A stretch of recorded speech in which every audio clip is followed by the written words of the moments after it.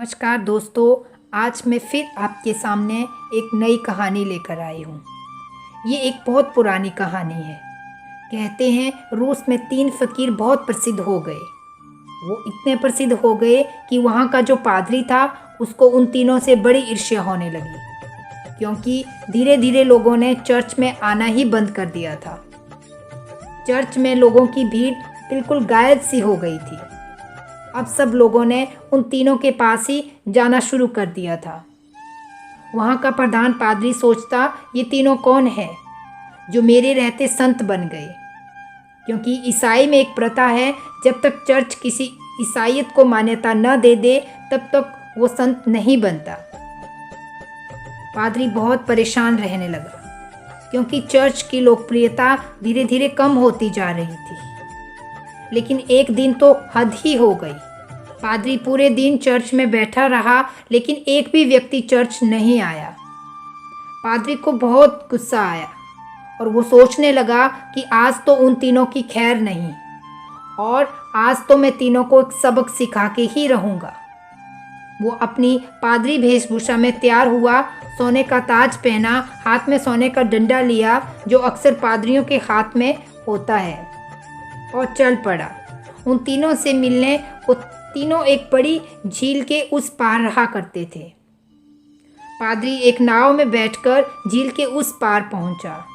थोड़ा आगे चलने पर उसे वहां के पेड़ के नीचे 3 सीधे साधे इंसान दिखाई दिए। वो तीनों पालथी मारकर चुपचाप उस पेड़ के नीचे बैठे थे। पादरी ने उन तीनों के पास जाकर कहा, क्या तुम वही प्रसिद्ध संत हो जिसके कारण लोगों ने मेरे चर्च में आना ही बंद कर दिया है? उन तीनों ने कहा, संत नहीं नहीं नहीं, हम संत नहीं हैं। हम किस बात के संत? हम संत बनने लायक नहीं हैं। ये तो यहाँ के लोग कहते हैं कि हम तीनों संत हैं। पता नहीं किसने ये झूठी अफवाह फैला दी है, जिसे सुनकर लोगों की भीड़ यहाँ आती है, और हम जितना मना करते हैं ये भीड़ उतनी ही बढ़ रही है। हम इस भीड़ से बहुत परेशान हो चुके हैं। ये भीड़ हमें पसंद नहीं है। हम तो एकांत में रहना चाहते हैं। अच्छा हुआ आप आ गए, अब आप ही हमें बचाएं। ये सुन पादरी तो खुशी से फूला न समाया और सोचने लगा, ये तो बड़े ही भोले भाले निकले। पादरी ने पूछा, तुम तीनों करते क्या हो? कुछ नहीं, बस इस पेड़ के नीचे बैठकर ईश्वर की प्रार्थना करते हैं। पादरी ने पूछा, बाइबल कहाँ है? उन्होंने अपना सिर नीचे झुका लिया। पादरी ने फिर पूछा, क्या हुआ? तो उन्होंने कहा, हम तीनों अनपढ़ हैं, हमें पढ़ना नहीं आता, बाइबल रखकर क्या करेंगे? ये सुनकर तो पादरी और भी खुश हुआ और सोचने लगा कि अनपढ़ है फिर भी इतने सारे लोगों को बेवकूफ़ बना रखा है। अब मैं इनकी खबर लेता हूँ, पूरे शहर के सामने इनकी बेइज्जती करूँगा। पादरी ने पूछा, फिर तुम लोग प्रार्थना कैसे करते हो? चर्च की प्रार्थना तो तुम्हें याद होगी ना? ये सुन उन तीनों ने फिर अपना सिर नीचे झुका लिया। पादरी ने पूछा, अब क्या हुआ? तुम लोगों ने फिर से अपना सिर नीचे क्यों झुका लिया?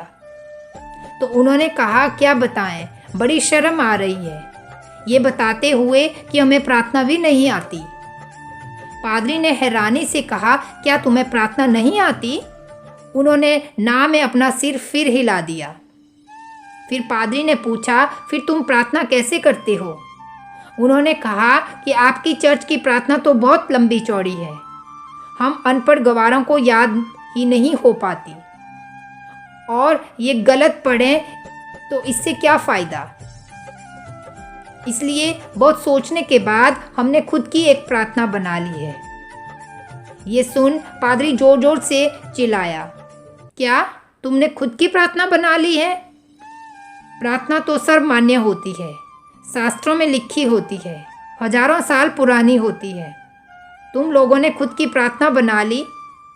साधुओं ने कहा, हमसे बहुत बड़ी गलती हो गई, हम अनपढ़ गवार, हमें कुछ नहीं पता, हमें माफ़ कर दीजिए।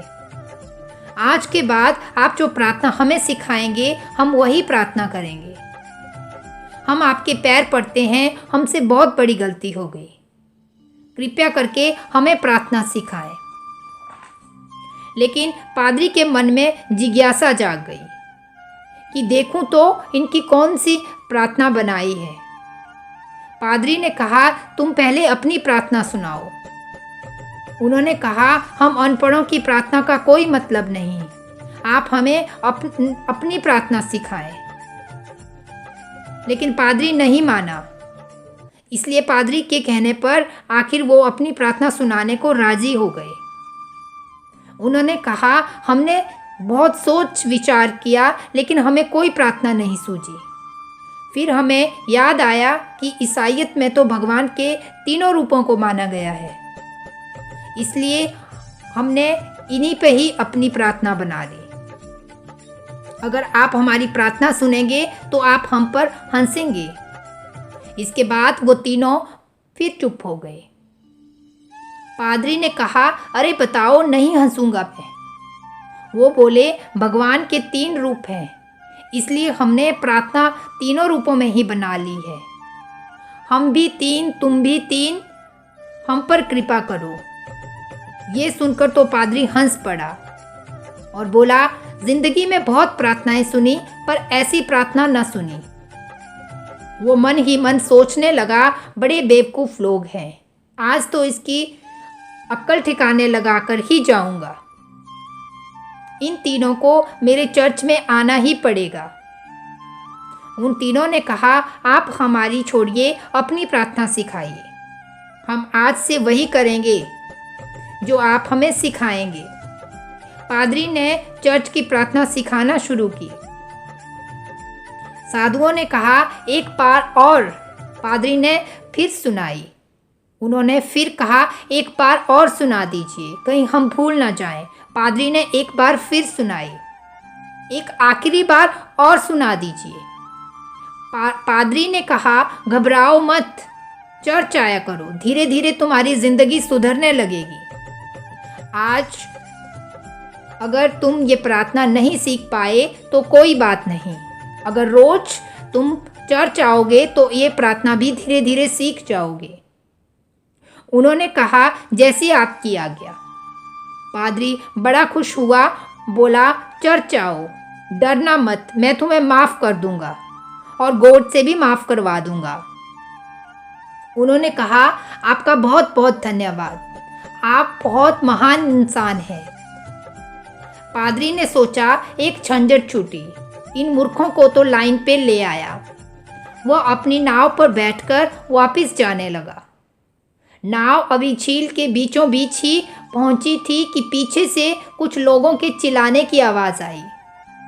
जब पादरी और मांझी ने पीछे मुड़कर देखा तो उनकी आंखें फटी की फटी रह गई। वो तीनों पादरी को पुकारते हुए झील के पानी में दौड़ते हुए चले आ रहे थे। वो तीनों पानी पे ऐसे दौड़ रहे थे मानो कोई जमीन पर दौड़ रहा हो। ये देखकर पादरी के हाथ से सोने का डंडा छूटकर नाव पर गिर गया। यह चमत्कार तो केवल आज तक जीसस ने ही करके दिखाया था कि वो तीनों नाव के किनारे आकर खड़े हो गए और पादरी से कहने लगे कि एक बार प्रार्थना फिर सुना दो, हम भूल रहे हैं। वो कहता है ऐसे शुरू होगी, मैं कहता हूँ ऐसे शुरू होगी। हम तीनों में बहस शुरू हो गई है। अब हम बहस करें या प्रार्थना करें? एक बार और सिखा दो। पादरी ने पैर पकड़ लिए और कहने लगा, अब तक जो भी मैंने बताया है वो सब भूल जाओ। आपकी जो प्रार्थना है वही सर्वश्रेष्ठ है, क्योंकि आपकी प्रार्थना भगवान ने सुन ली है और मेरी प्रार्थना को भगवान ने नहीं सुना है। इसीलिए अब से मैं भी आपकी वाली ही प्रार्थना करूँगा। गलती हो गई, माफ़ करना। मैंने आपकी प्रार्थना को कम समझा और लेकिन कमी तुम्हारी प्रार्थना में नहीं, मेरी श्रद्धा में थी। इस कहानी से हमें ये शिक्षा मिलती है कि पूजा और प्रार्थना लंबी होने की ज़रूरत नहीं है, लेकिन श्रद्धा बहुत ज़रूरी है। अगर हमारी प्रार्थना में श्रद्धा होगी तो वो भगवान उसको ज़रूर सुनेगा। अगर आपको मेरी वीडियो अच्छी लगी हो तो प्लीज़ कमेंट करें, लाइक करें, शेयर करें और साथ में मेरे चैनल को सब्सक्राइब करें। धन्यवाद।